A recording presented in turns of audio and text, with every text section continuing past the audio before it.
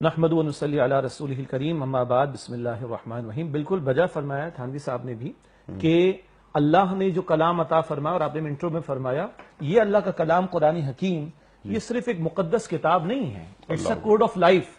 یہ صرف اس لیے نہیں کہ میں اس کی تلاوت کر لوں، صبح اسکول کے اسمبلی میں ہو جائے، کسی کالج کے اندر ہو جائے، کابینہ کے اجلاس میں ہو جائے، پارلیمنٹ کے اجلاس کے اندر ہو جائے، دن بھر 24 گھنٹے بے حیائی دکھائی جائے اور صبح میں آدھے گھنٹے کے لیے قرآن کی تلاوت میڈیا کے چینل پر لگا دی جائے۔ یہ قرآن فقط اس لیے نہیں آیا۔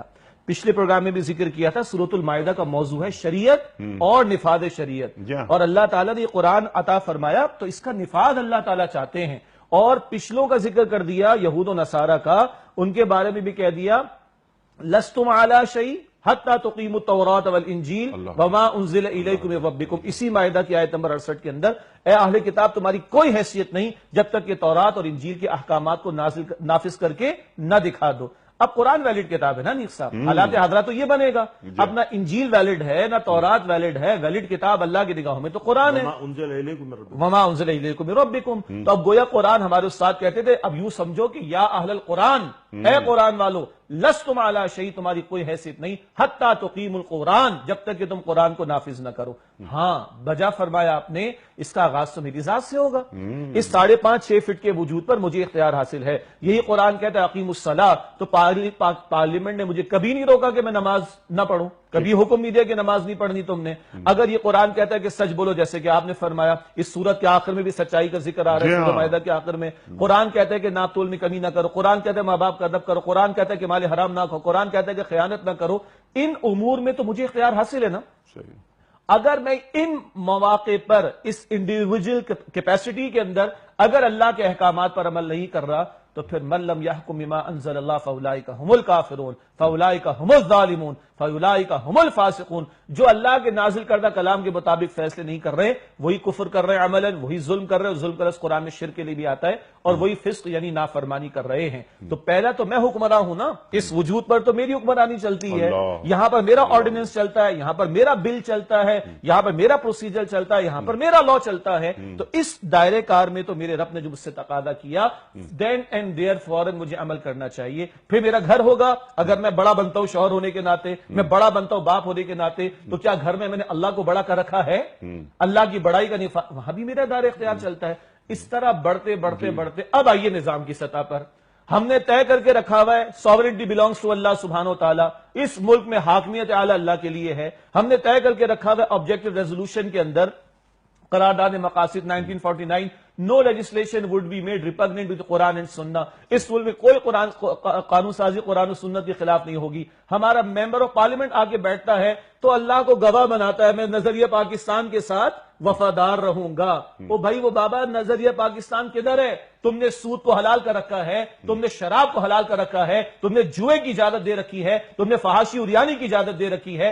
کرکٹ کے نام پر پوری قوم کو جوئے میں لگانا، سٹے میں لگانا، فحاشی میں لگانا اور یانی کے اندر لگانا، دھڑلے کے ساتھ کافرانہ روش کو قانون کے سائے تلے اجازت دینا، یہ کون سا نظریہ پاکستان ہے؟ یہ کون سی اللہ کی حاکمیت ہے؟ یہ کون سا قرآن و سنت کی بالادستی کا معاملہ ہے؟ تو میری ذات سے شروع ہوگا معاملہ اور نظام حکومت تک جائے گا۔ یہ قرآن سے پارلیمنٹ میں تلاوت کے لیے نہیں دیا گیا، یہ کابینہ کے اجلاس میں جہاں قل ہو اللہ پڑھنے کا بھی مسئلہ بیچاروں کو پیش آ جاتا ہے، یہ صرف قل ہو اللہ کہنے کے لیے نہیں آیا۔ کہو کہ واقعتاً اللہ اکیلا ہے، کہو کہ واقعتاً اللہ حاکم ہے۔ اللہ نے کتاب فقط ایثار ثواب کے لیے نہیں دی، مردوں کے لیے ثواب کے لیے فقط نہیں دی، خالی رمضان میں تلاوت کے لیے نہیں دی ہے، بلکہ اللہ اپنے احکامات کا نفاذ چاہتا ہے۔ اور انیس صاحب، ہم نے اس ملک کو اللہ سے جب مانگا اسی مقصد کے لیے مانگا۔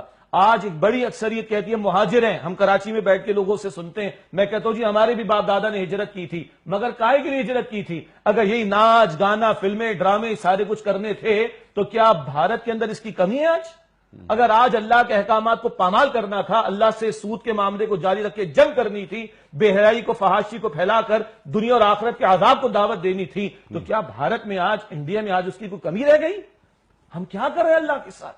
تو بہرحال ایز اے فرد بھی میں جواب دہ ہوں اور ایز اے قوم بھی میں جواب دہ۔ ایک بات میں شیئر کر لوں، یہ پانی کا گلاس ہمارے سامنے رکھا ہوا ہے، عزیز صاحب میرے گھر میں گلاس ٹوٹتا ہے، مجھے اپنے بچے پر غصہ آ جاتا ہے، اپنے لخت جگر کو میں پیٹنا شروع کر دیتا ہوں۔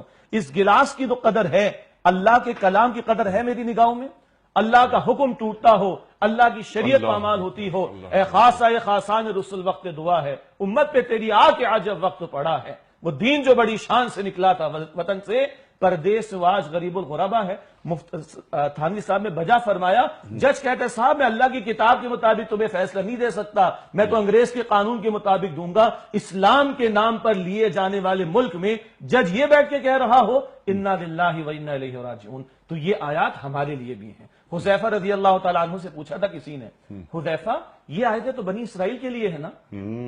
تو حذیفہ رضی اللہ تعالیٰ فرمایا کہ ہاں، بنی اسرائیل تمہارے بڑے اچھے کزنز، بڑے اچھے بھائی ہیں، میٹھا میٹھا تمہارے لیے، کڑوا کڑوا ان کے لیے، قطعاً نہیں۔ پہلے انہیں کتاب دی گئی، انہوں نے نافذ نہ کیا، تو یہ ساری وعیدیں ان کے لیے۔ آج تمہیں ہمیں کتاب عطا ہوئی تو اور ہم نافذ نہ کریں تو یہ ڈراوے ہمارے لیے بھی ہیں۔ اللہ ہمیں سمجھ کی توفیق اور عمل کی توفیق عطا